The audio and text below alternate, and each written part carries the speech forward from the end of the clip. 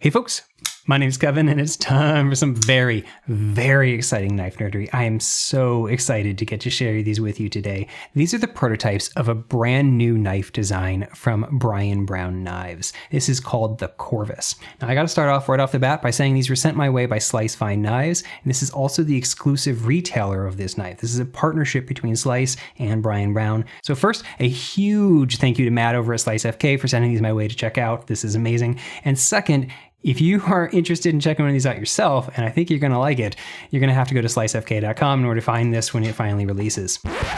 Okay, quick update from the future. The tentative drop date for these is September 25th. The exact time is still unknown, so the best way to get all this information is go to slicefineknives.com and sign up for their mailing list. I would also encourage you to follow both Brian and Slice on Instagram because they've been posting updates there as well. Remember that Slice is the exclusive retailer for this knife, so be sure to check them out. So, who is Brian Brown? Odds are you already know who Brian Brown is. He's a very popular designer, but he's a custom knife maker from Mississippi. He's been making knives entirely by hand for roughly, I think 7 or 8 years now at this point. He has quite a few production versions of his knives that he's done through Reate that have been very, very popular. For example, the Jaeger M, and of course, I have 2 versions because I'm a hoarder. Also, because one's a flipper and one's not.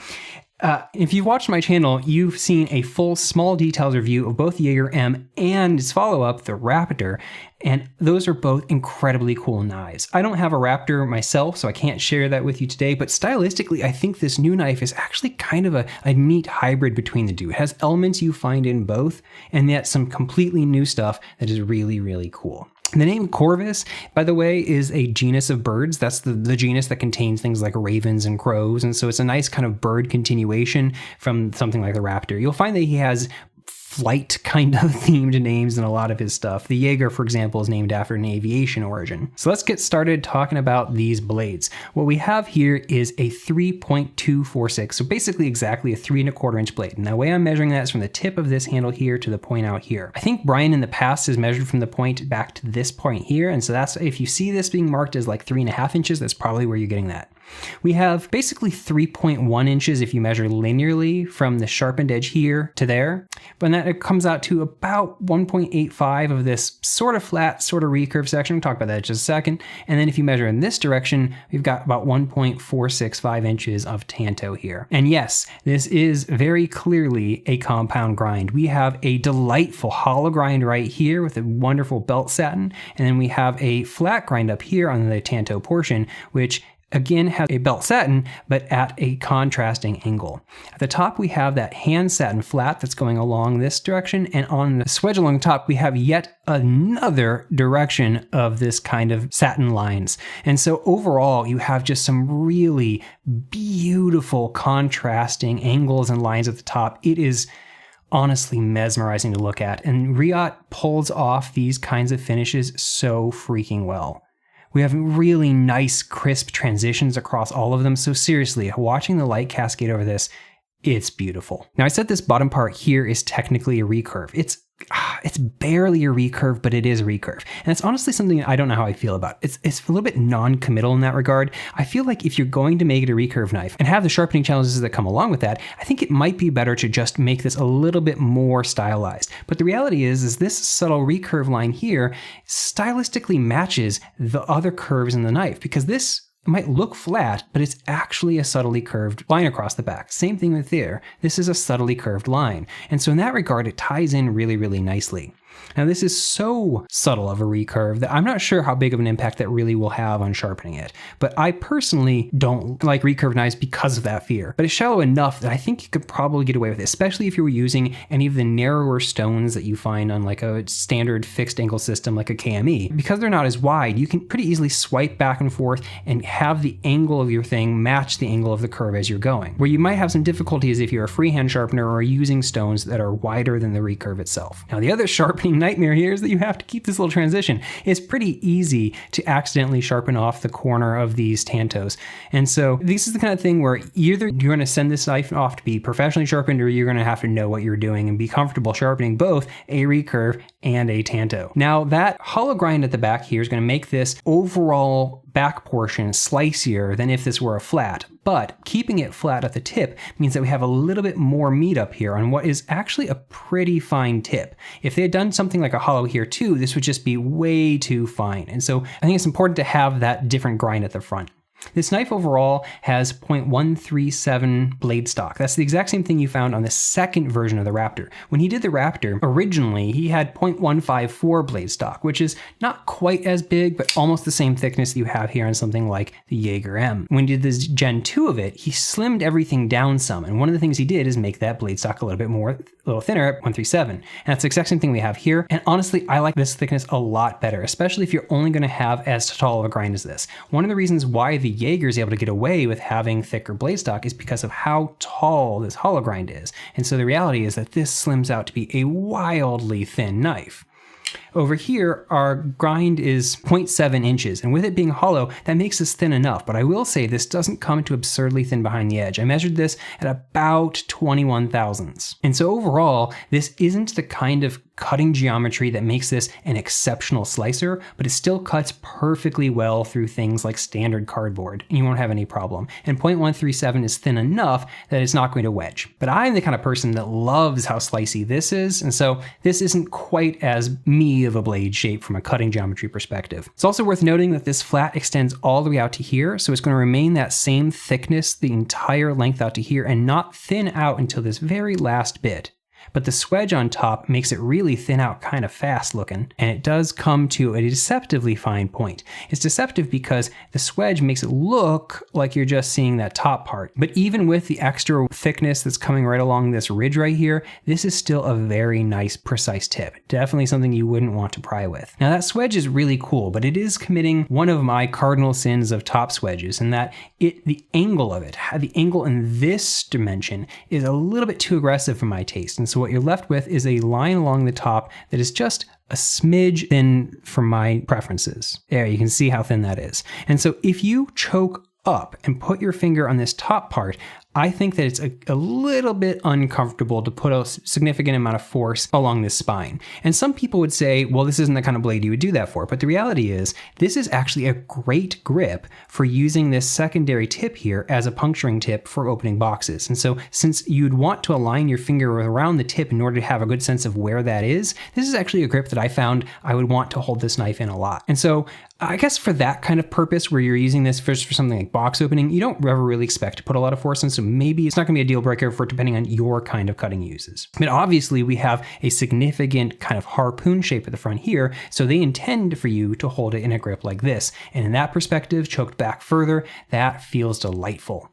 The other thing that you would use this for, of course, is as a thumb ramp in a more of a saber grip. I find whether I'm choked back like this or choked up like this, it feels very, very nice in this position. So speaking of which, there is down here a combination sort of finger choil, sharpening choil. A very common problem with Reate-made knives is that the plunge grind doesn't end quite far enough to prevent a smile, but they did a better job on this knife than they did over here on the Jaeger, for example. You can see on this Jaeger that the plunge grind, the thing coming from the full thickness to the thinnest behind the edge, is ending right at the tip.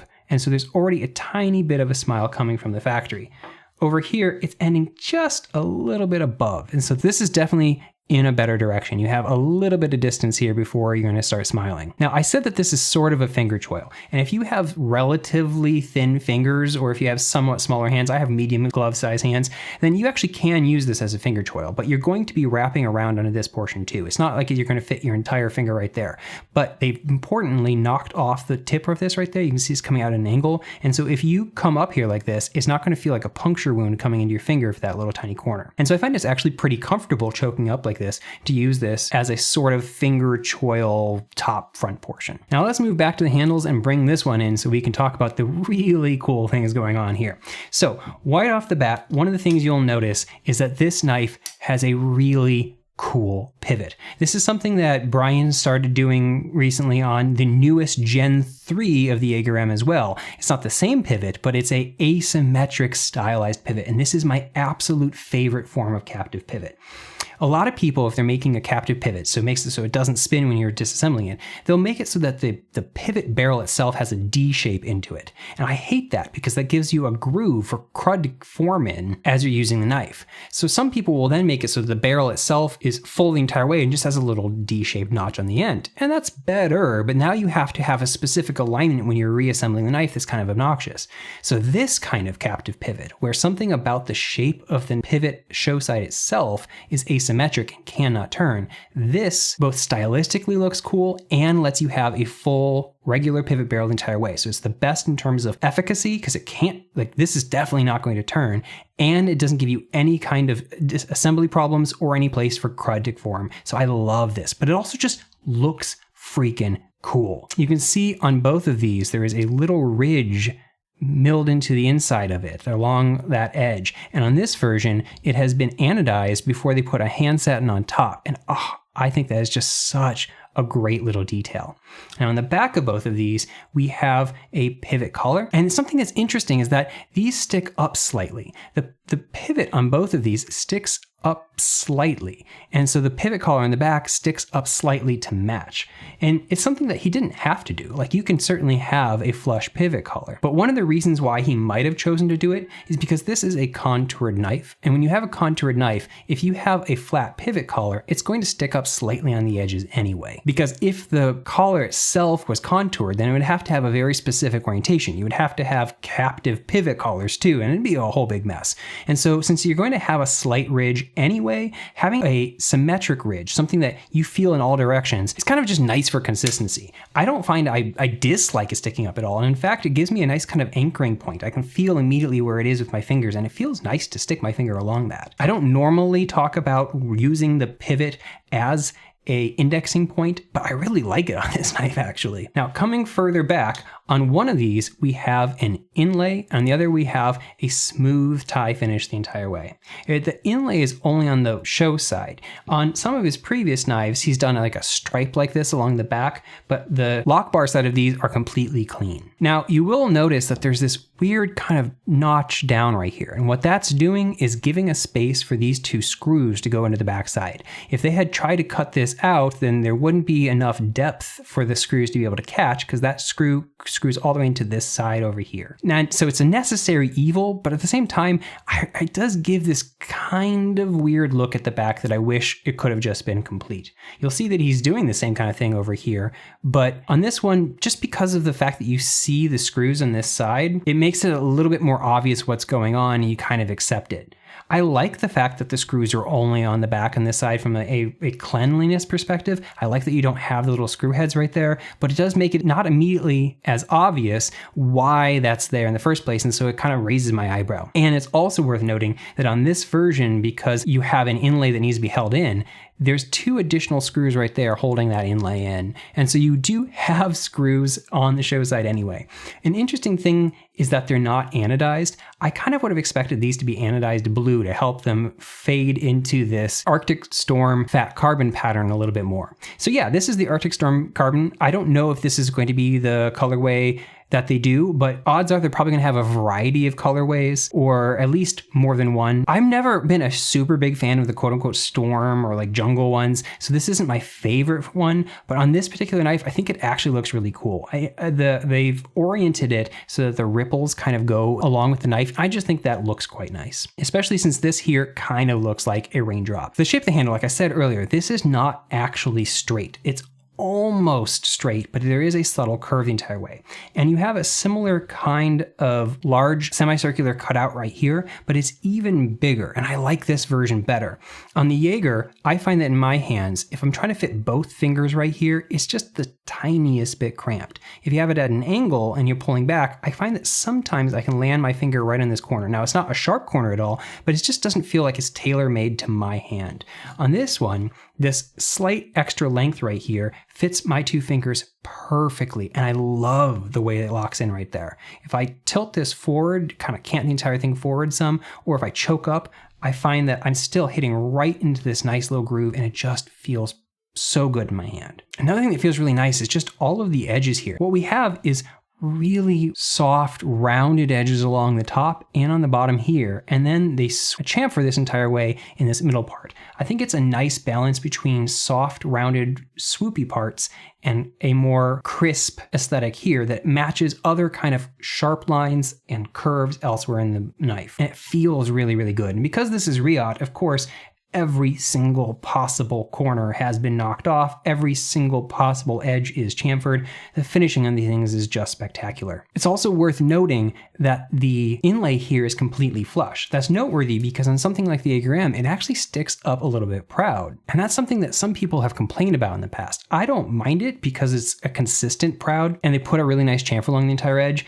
but I do prefer this nice, super flush version. And Reate is second to none when it comes to how they do their inlay work. There is absolutely no feelable transition this entire way. It is so seamless and perfect. And it also keeps the overall thickness down because you're not having that stick out anymore. So this knife is only 0.497 inches thick. So it's still in that below half an inch mark that's going to feel nice and slim in your pocket. Now along this back, we do have these 3 jimping points. And this is something that I have kind of mixed feelings about. Oftentimes, if you put jimping at the back of a knife here, it's to provide additional traction in your hand. And to a degree this does, but the curvature of this is just not pronounced enough that this really meaningfully makes contact with my hand. If I'm really kind of pushing in, it kind of does, but I would expect this to be the kind of thing you would find on a knife which is just a little bit more curved so it would curl into your hand like that. But where this does provide a lot of traction is if you're the type of person that grips the knife like this when you're pulling it out of your pocket. And that might be exactly what this is for.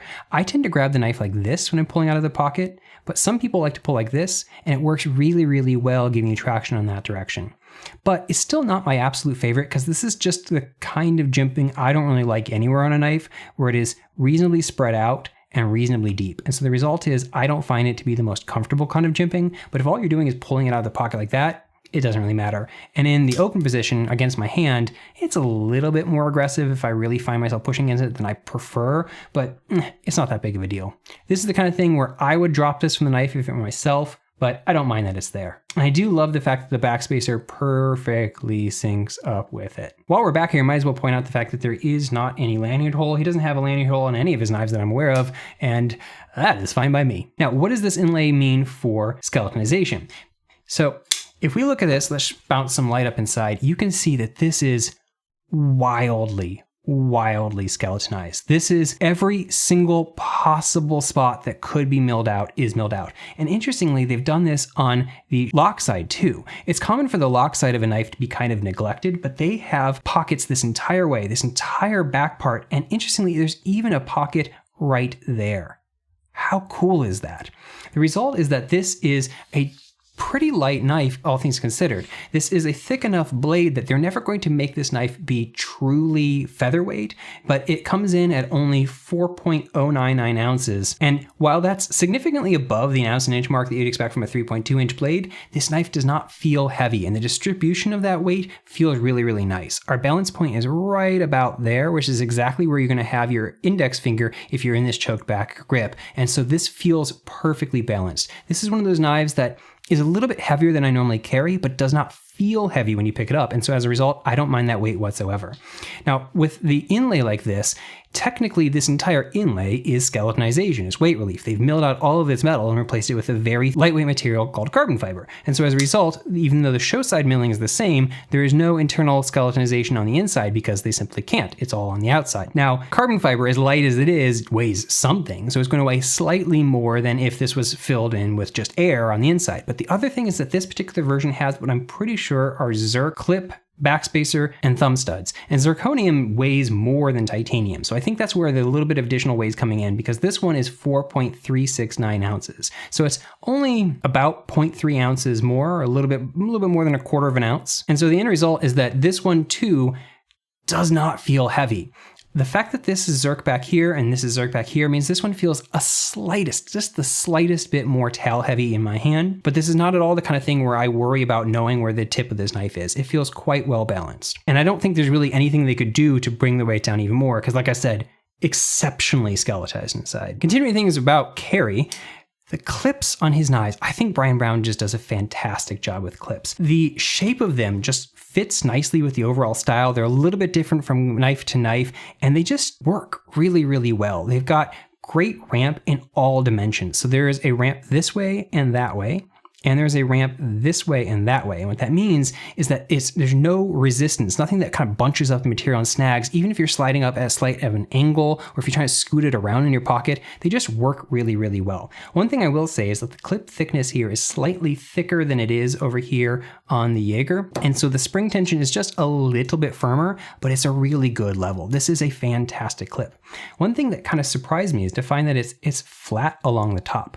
On both the Jaeger M and on the Raptor, it has a slight curvature along the top. And I'm not sure why they did that over here. Perhaps it's just to provide contrast against the curvature of the handles, but on the Raptor, which also has contoured handles, it still has that contoured clip. I don't think it matters. It's certainly not a negative thing, but I'm just surprised to see that it is flat, given that the previous ones he's done have been contoured. Back here, we also, of course, see his maker mark. I love the way that he puts that right in there. It's something that Peter Rosenti does, and I think it's a great way of putting the maker mark in a place that isn't marring up this knife. I love the fact that the blade on his knives are all sterile and just pristine. One thing that means is that you don't have a steel indicator anywhere, but this blade is in M390, just like on his previous production models. Speaking of this is one thing that's actually different between this knife and something like the Jaeger M and the Raptor.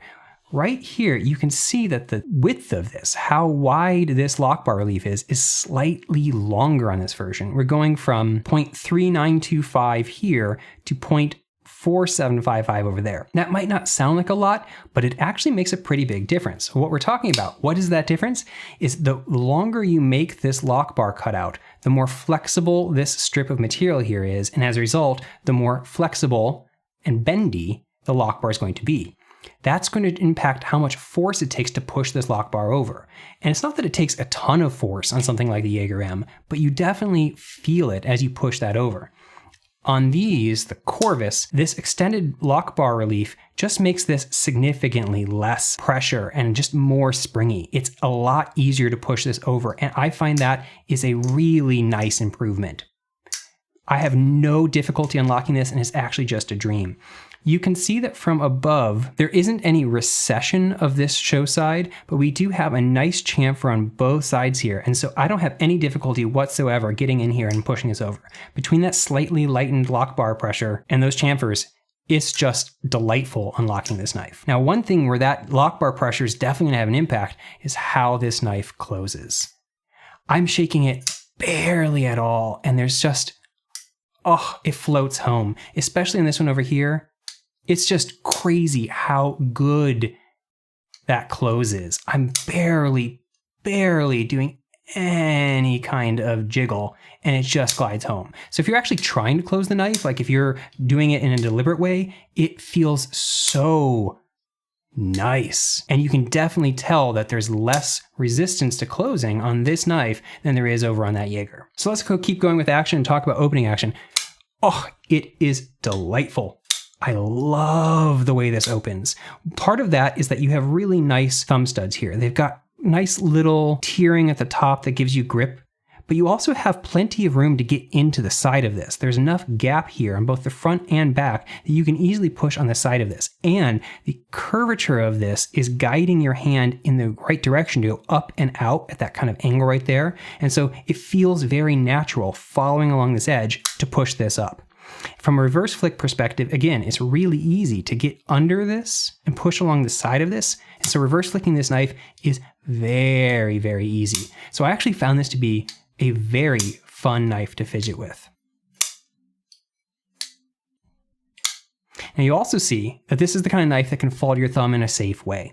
So it hits right here in the middle of this finger choil-y part. And so there's no way that this is going to smack you either the top of your nail or the back of your thumb part with the actual blade part. And so I find that most of the time I make this fall to my nail and then let it just slide home like that. Or I'll push this just past the detent ball and then let it glide home. That pushing past the detent ball is actually really easy to do because he did a great job with where the detent ball engagement is on this knife. This is only 12 degrees, and that's nice and early. So you only have to close this 12 degrees to get up into that detent ball. And so it's really, really easy to get it past that point and then slide home. And that's a good thing because there's definitely no detent ball ramp there, but this is also the kind of thing where when knives are this early to get on the detent ball and fall to your nail in a way that's clean and safe, I don't have any desire for a detent ball ramp because this is perfect as is. So what are my final thoughts on this knife? The reality is Brian Brown makes stylized knives. This here Jaeger M, I love the look of it, but it's a very geometric, sharp angled knife that isn't going to be for everyone. Similarly, this aesthetic here is not going to be for everyone. And this particular style, the compound ground Tanto knife, this isn't a me blade shape. So I'm not going to get on this from that perspective alone because it's not a me blade shape, but this is going to appeal to so many people. And I think that if you like the look of this, you should definitely check one of these out because from a functionality perspective, oh man, it has the best action I've felt yet on a Brian Brown production knife. It fits so well in my hand. The fit and finishing and all this is so nicely done. Now, I don't know what the pricing is going to come in on these, but Brian Brown's knives typically are on the high end of production knives. I don't know where this is going to fall. I would expect this to be somewhere in the $350 range and this to probably be more than that, given that it has more expensive components and more expensive work. And for that, I think you'll find that this is on par with other stuff in this range. This isn't the kind of cutting geometry that's going to be an ultimate slicer, but this is still going to be a very good cutter. And I think the people that are going to get in on this are going to want all of these little angles up here. So at the end of the day, I think this is a very exciting knife. I am so glad I got to check it out. And I think if you see this and go, oh yeah, then trust me, you're going to want to actually play with one of these because it is that dang good. Thank you guys for watching, and I'll catch you guys next time.